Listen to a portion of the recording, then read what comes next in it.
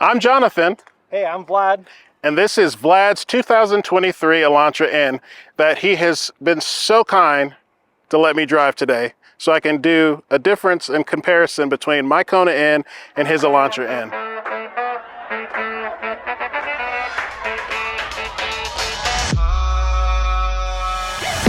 I've come alive, hands up, rocking out, headbang, going out of my mind.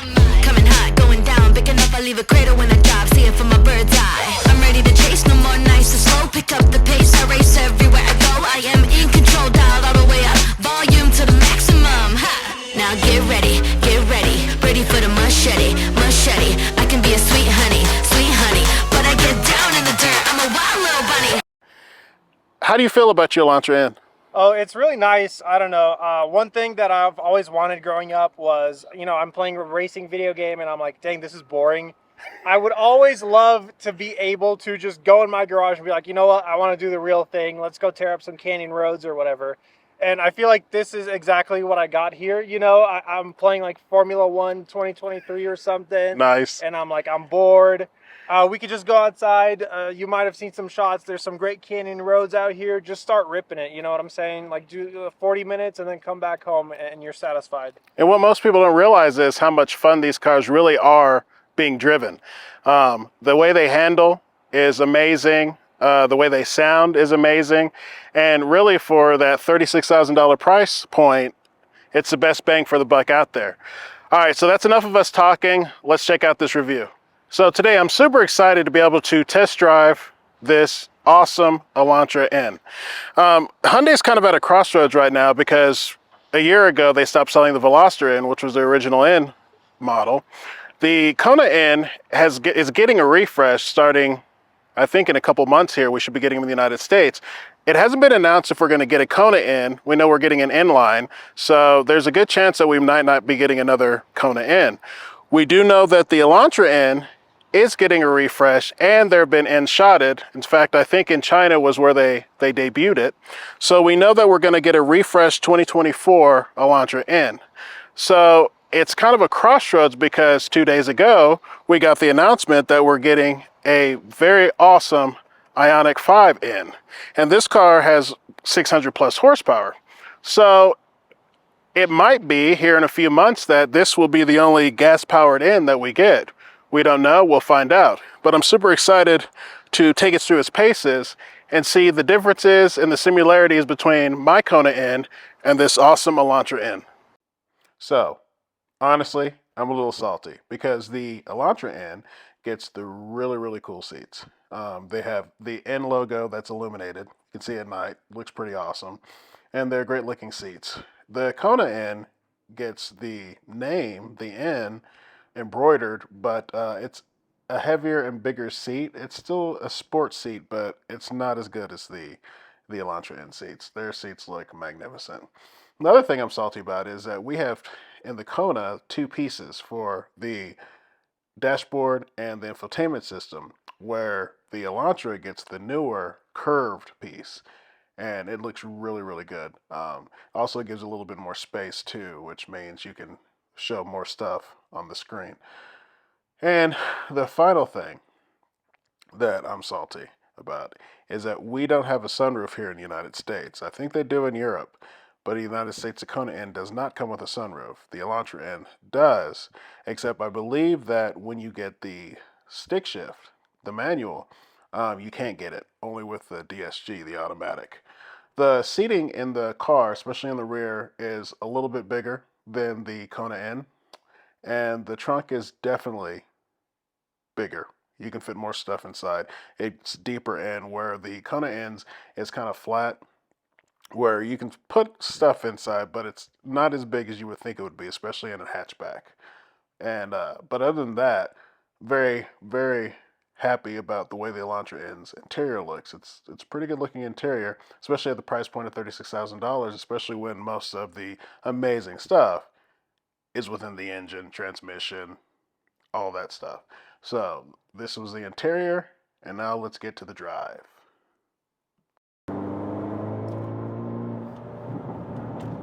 Oh, the farts and the burbles.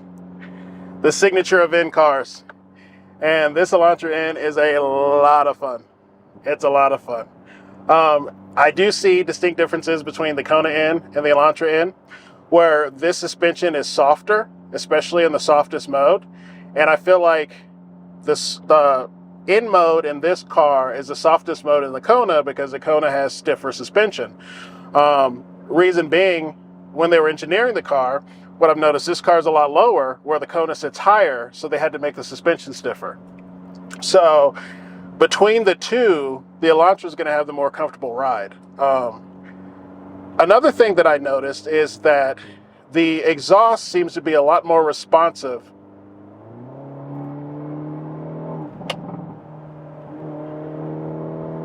As you can see, the farts and the burbles, which is awesome. And it's a lot more responsive sounding. It still sounds the same among with all three cars, but this one has a little bit more lively tone to it, especially when accelerating. When it comes to handling between the two cars, it's a toss-up. I really think that if you want a harder, stiffer ride, then you would definitely go for the Kona. If you want something that is a little bit more relaxing, you might go with the Elantra. But there's a caveat to that. The Kona seats are really super comfortable, as opposed to these were more sports oriented. So if you're a bigger kind of guy or a wider kind of guy or gal, it might be a little bit less comfortable. Also, they're a little bit stiffer when it comes to comfort. So that's kind of like the toss-up. So you can get the softer ride in the Elantra, but the harder seats, or you can go with the Kona and get the softer seats, but the harder ride. I don't know. I think they're both really cool cars because they have such a distinct personality. And that's what kind of makes them fun. If you want a four-door sedan, you can go ahead and get the Elantra. If you want something like a small SUV, CUV, hatchback, you can go with the Kona. So I think they've done an amazing job with the character of both cars. So it's always good it's always good to get an owner's perspective. Someone that's, how long have you had the car? Since February, so like 5 months. 5 months. So I have had my Kona for a year, so I think we're veterans now. I guess so, for these cars. For these cars. So any issues? No, well, I don't know if this counts as an issue, but this piece of plastic here has been coming off, just dangling like this. I've got a warranty scheduled, warranty work scheduled, so, but other than that, nothing. So what do you love about this car the most? I really like that it is just a regular car. I mean, obviously I wrapped mine, so it doesn't look too normal anymore, but you know, if you put it in comfort mode, it's just a regular car and you could drive it to work and it's super comfortable and it's got like the super widescreen infotainment system at front, you know.